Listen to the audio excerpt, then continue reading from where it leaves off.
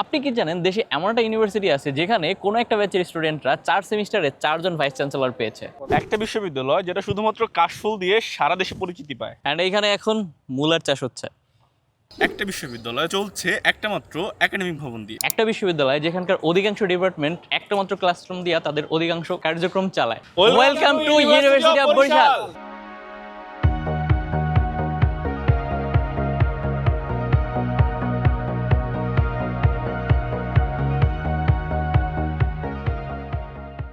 বরিশাল বিশ্ববিদ্যালয়, যেটা হতে পারতো বরিশাল বিভাগের শিক্ষা, গবেষণা এবং মানব সম্পদ তৈরির আঁতুড়ঘর, কিন্তু নানা সময়ে নানা জটিলতায় জর্জরিত হয়ে মুমূর্ষু রোগীর মতো ঢুকছে এক সময়ের বরিশালের মানুষের স্বপ্নের অপার সম্ভাবনাময় এই বিশ্ববিদ্যালয়টি। 2012 সালে বরিশাল জিলা স্কুলের একটা ভবন ভাড়া নিয়ে শুরু করা এই বিশ্ববিদ্যালয় আজ 2026 সালে তার নিজের 55 একরের ক্যাম্পাসে 6টি অনুষদ এবং 25টি বিভাগ নিয়ে চলছে। এই ভিডিওতে আমরা দেখব বরিশাল বিশ্ববিদ্যালয়ের খুঁটিনাটি।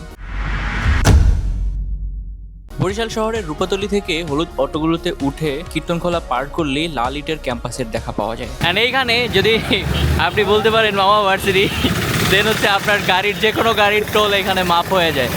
বিশ্ববিদ্যালয় ক্যাম্পাসে প্রবেশ করলেই প্রথমে এই বড় একাডেমিক ভবনটি চোখে পড়বে, যা ক্যাম্পাসের একমাত্র একাডেমিক ভবনও বটে। একটা বিশ্ববিদ্যালয় যেটা একটা বিল্ডিং এর উপর ভিত্তি করে চলছে, যার আছে একটা একাডেমিক বিল্ডিং যেটা দুই ভাগ করে দুইটা একাডেমিক বিল্ডিং নামে চলছে, এবং আছে একটা মাত্র প্রশাসনিক ভবন। তার মানে সমীকরণটা কি দাঁড়াইলো? মানে একটা বিল্ডিং এর তিনটা ভাগ, একটা একাডেমিক বিল্ডিং 1, আর একটা একাডেমিক বিল্ডিং 2, আর একটা হচ্ছে অ্যাডমিন বিল্ডিং। আই মিন চারটা ভাগের অ্যাডমিন বিল্ডিং আসলে দুইটা, admin building 1 and 2। This is crazy man.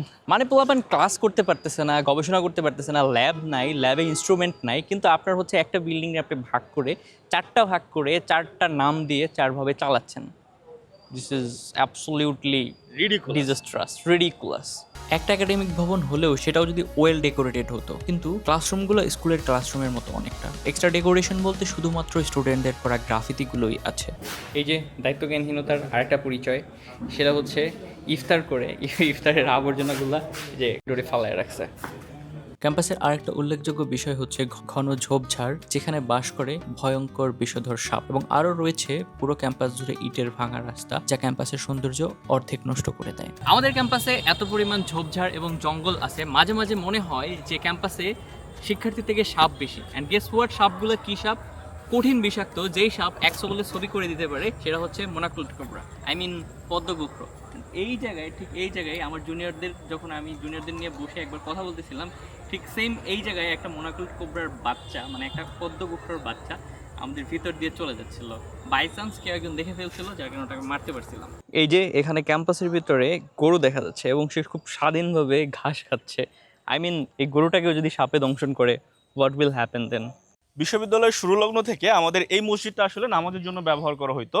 মসজিদটা প্রায় 5 বছর ধরে পরিত্যক্ত। 2020 সালে আমাদের নতুন মসজিদ উদ্বোধনের পরবর্তী সময়ে আমাদের আসলে এই মসজিদটা আর ব্যবহৃত হয় না। সো এই মসজিদটা সংস্কারের ব্যাপারে কথা হচ্ছে এবং পরিপত্র জমা দেওয়া হয়েছে, এবং এই মসজিদটা সংস্কার করে মেয়েদের নামাজের জায়গা করার জন্য এখন কার্যক্রম চলছে। I think which is a great initiative. আমি যখন আমার ক্যাম্পাসে প্রথম এসেছিলাম, প্রথম এসে একটা ভিসি আন্দোলনের মাধ্যমে আমার ক্যাম্পাস শুরু হয়েছিল। অ্যান্ড আন্দোলনের মাধ্যমে আমরা একজন ভিসিকে বদলি করে আমরা যে নতুন ভিসিকে পেয়েছিলাম, উনি ওনার 4 বছরে শুধুমাত্র এই একটা গ্যারেজ বানাইতে পারছিল। এত কিছুর ভেতরেও ভিডিওতে ধারণ করা পজিটিভ দিক হচ্ছে বসন্তের পলাশ ফুলগুলো, যা ক্যাম্পাসকে রঙিন করে তুলেছে। মুক্তমঞ্চের পাশের এই কমলা রঙের পলাশ ফুলগুলো ববির বসন্তের পরিচয়কে বহন করে। আমি স্বীকার করি আমার বিশ্ববিদ্যালয়ে অনেক ল্যাকিংস আছে, অনেক অভাব আছে, অনেক জায়গায় অনেক গ্যাপ আছে, বাট একটা বিশ্ববিদ্যালয়ে এমন কিছু থাকতে পারে যে তার দায়িত্ব সম্পূর্ণভাবে পালন করতেছে অ্যান্ড তার সম্পূর্ণটুকু উজাড় করে দিচ্ছে, অ্যান্ড এমন them this is one of them. বিশ্ববিদ্যালয়ের সমস্ত গুরুত্বপূর্ণ প্রোগ্রামগুলো এই মুক্ত মঞ্চে হয়ে থাকে। আর যখন কনসার্টের সময় হয়, 30 দিনে 30টা কনসার্ট থাকে, আর যেটা হয় কাপলদের জন্য ঈদের দিন। আই মিন ওই পার্টিকুলার 30 দিন 30টা ঈদ পেয়ে থাকে কাপড়রা। ওকে, আরেকটা ইন্টারেস্টিং ফ্যাক্ট হচ্ছে এই পাশে পলাশ ফুল পড়ে আছে, which is great I think, but আমাদের ইউনিভার্সিটির স্টুডেন্টরা তারা অনেকটা দায়িত্বজ্ঞানহীনের মতো আচরণ করে। This is trash. এই জিনিসগুলো যেটা ফালায় রাখছে, মানে দায়িত্বজ্ঞানহীনের মতো আচরণ। Even there is a bin which is there. আমাদের বিশ্ববিদ্যালয়ে কাগজে কলমে 4টা হল থাকলেও আসলে অবকাঠামোগতভাবে বা আমাদের বিশ্ববিদ্যালয়ে মাত্র 2টা হল আছে। আই মিন দুইটা হলের 4টা বিল্ডিংতে 4টা নাম দিয়ে 4টা হল হিসেবে চলতেছে। অ্যান্ড আমার পিছনে দেখা যাচ্ছে সুফিয়া কামাল হল, যেটা কিনা আগে ছিল শেখ হাসিনা হল, অ্যান্ড জুলাই অভ্যুত্থানের পর এটা হচ্ছে সুফিয়া কামাল হল। এবং এই একই হলের এরিয়ার ভিতরে আরেকটা হল আছে যেটা হচ্ছে তাপসী রাবেয়া বুস্রী হল। আই মিন আরেকটা হল না, আরেকটা বিল্ডিং। বিশ্ববিদ্যালয়ে রয়েছে গুরুত্বপূর্ণ 5টি চত্বর, এর মধ্যে অন্যতম হচ্ছে প্রীতিলতা চত্বর। হল থেকে আমরা যদি দেখতে পারি যে বেগম সুফিয়া কামাল হল থেকে যে খাবারগুলো বের হয় সেগুলো আসলে যদি ট্রান্সফার বা ভাগ বাটোয়ারা যদি হয় সেটা আসলে প্রীতিলতা চত্বরই হয়ে থাকে। ক্যাম্পাসের মুক্তমঞ্চের মাঠ এবং কেন্দ্রীয় খেলার মাঠের চারপাশে রয়েছে অনেকগুলো বেঞ্চ, যেগুলোর প্রত্যেকটিরই নাম বরিশালের কোনো না কোনো বরেণ্য ব্যক্তির নামে করা হয়েছে। তবে এগুলো অধিকাংশই কাপলদের দখলে থাকে বেশিরভাগ সময়। ভার্সিটির দক্ষ বলে যদি কোনো চত্বর থাকে সেটা হইতেছে আমার পেছনে থাকা গাঞ্জা চত্বর, যেখানে আসলে এখন শিক্ষার্থীরা আড্ডা দিচ্ছে, বাট সন্ধ্যার পরে জায়গাটা খুবই ভালনারেবল হয়ে ওঠে এবং এখানে বিভিন্ন ধরনের মানুষের আড্ডা জমে এবং তারা আসলে ধোঁয়া সেবন করে। অ্যান্ড আপনি জানেন যে কারা সাধারণত এই ধরনের ধোঁয়া উড়াইয়া থাকে, মানে কোন টাইপের লোকজন, কোন টাইপের স্টুডেন্টরা। আচ্ছা, আমরা এখন যেখানে হাঁটতেছি এটা হচ্ছে সেন্ট্রাল ফিল্ড। এখানে খেলাধুলা, কনসার্ট শো, বাকি সবগুলো আয়োজন হয়ে থাকে। যত ধরনের প্রতিযোগিতামূলক খেলা থাকে সেই খেলাগুলো আয়োজন করা হয়। ওই সাইডে যদি একটু ঘোরায় দেখেন তাহলে আমাদের ব্যাডমিন্টন কোর্টটা আসলে দেখা যাইতেছে। সো ব্যাডমিন্টন কোর্ট, ওইখানে হচ্ছে রিসেন্টলি আমাদের ব্যাডমিন্টন টুর্নামেন্ট এবং পাশে হচ্ছে ভলিবল কোর্ট, ভলিবল টুর্নামেন্ট আয়োজন হয়েছে। এখন কথা হচ্ছে আমাদের বিশ্ববিদ্যালয়ে সৌন্দর্যবর্ধন হয় কিভাবে? আমাদের বিশ্ববিদ্যালয়ে সৌন্দর্যবর্ধনটা অনেকটা অদ্ভুত আকারে হয়। আমি যদি দেখাই, পাশেই শহীদ মিনারের পাশে সৌন্দর্যবর্ধনের জন্য বেশ কিছু ফুল গাছ লাগানো হয়েছে। অ্যান্ড গেস হোয়াট, ফুল গাছগুলো কী গাছ? এই যে গাঁদা ফুল গাছ। আমি বলতেছি না যে হচ্ছে গাঁদা ফুল খুব একটা খারাপ ফুল বা গাঁদা ফুল সুন্দর না, বাট কাহিনী হলো গিয়ে যে ইউনিকনেসটা কই আসবে ভাই? আপনি যদি শুধুমাত্র গাঁদা ফুল দিয়ে সাজায় রাখেন তাহলে অরণ্য ফুলগুলো কী দোষ করলো? আর এটা হইতেছে সর্বশেষ চত্বর, যেটা নির্মাণ করা হয়েছে আমাদের নতুন ভিসি স্যারের আমলে। এবং আমরা যদি চত্বরটার বিষয়ে একটু বলার চেষ্টা করি, দেখেন চত্বরটা এমনভাবে করা, এখানে চমৎকারভাবে ডিবেট চালিয়ে নেওয়া যায়। অ্যান্ড দিস শট আমরা কি করছি, আমরা এটাকে দখল দিয়েছি এবং নাম দিয়ে দিয়েছি বিউডিএস চত্বর। ক্যাম্পাসের অন্যতম অ্যাট্রাকটিভ দিক হচ্ছে ক্যাম্পাসের গ্রাফিতিগুলো। পুরো ক্যাম্পাস জুড়ে এখানকার শিক্ষার্থীদের এমন ক্রিয়েটিভিটি দেখা যায় যাতে ফুটে ওঠে সমাজ, দর্শন, বিনোদন এবং মাঝে মাঝে রাজনীতি। সব বিশ্ববিদ্যালয়ের টিএসসিতে যেভাবে কিছু হলরুম থাকে, আমাদেরও কিছু হলরুম আছে, আই মিন কিছু ক্লাসরুম সাইজের, বাট এগুলো আমরা অধিকাংশ সময় আমাদের ডিবেটের ভেন্যু হিসেবে ইউজ করে থাকি। এখানে পোলাপান কিছু ইফতারের জন্য কিছু ইফতার সামগ্রী রাখছে। And this is first hall room, I mean 102 number room maybe এটা।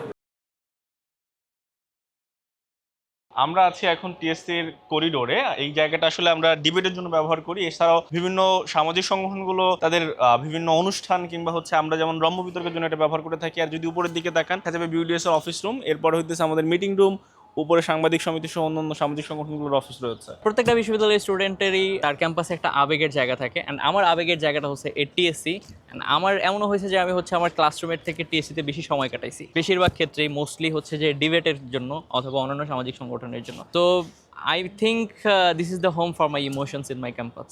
আচ্ছা, আমাদের ক্যাম্পাসে অনেকগুলো নেগেটিভ জিনিসের ভিতরে একটা খুবই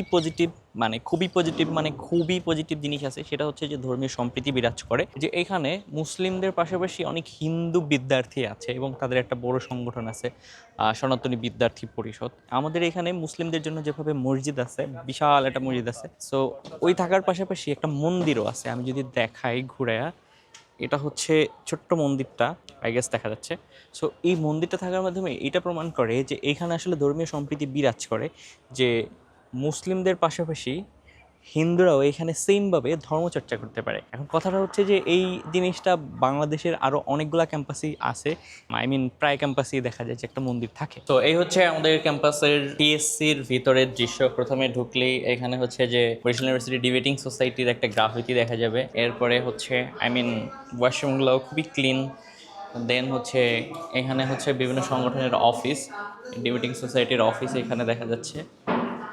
এরপরে হচ্ছে এখানে ছোট্ট একটা সভাকক্ষ আছে, আই মিন এখানে বিভিন্ন সংগঠন তারা মিটিং করে থাকে যাদের অফিস নাই। বেশিরভাগ সময় হচ্ছে বরিশাল ইউনিভার্সিটি ডিবেটিং সোসাইটি এখানে তাদের ডিবেট সেশনগুলো নেয়। এখানে হচ্ছে বাংলাদেশ ন্যাশনাল ক্যাডেট কোর, এটার হচ্ছে আর্মি প্লাটুন যেটা, তাদের অফিসটা এখানে আছে, আর্মি উইং। এই অফিসটা হচ্ছে Barishal university debating society BUDS এর অফিস, যেখানে আমি আমার ক্যাম্পাসের সব থেকে বেশি সময় কাটাইছি। ক্যাম্পাসের এই জায়গাটায় আসলে আপনি এমন কিছু পার্টিকুলার লোকজন পাবেন যাদের ইন্টেলেকচুয়াল প্রপার্টি অনেক হাই, এবং তাদের সাথে কথা বললে আপনার মনে হবে যে আপনার এই ফ্যামিলিটা একটু ভিন্ন ধরনের ফ্যামিলি। মানে পুরো ক্যাম্পাসটাই একটা ফ্যামিলি, বাট BUDS ফ্যামিলিটা আই গেস এই ফ্যামিলিটা আপনি ক্যাম্পাসে অন্য কোথাও খুঁজে পাবেন না।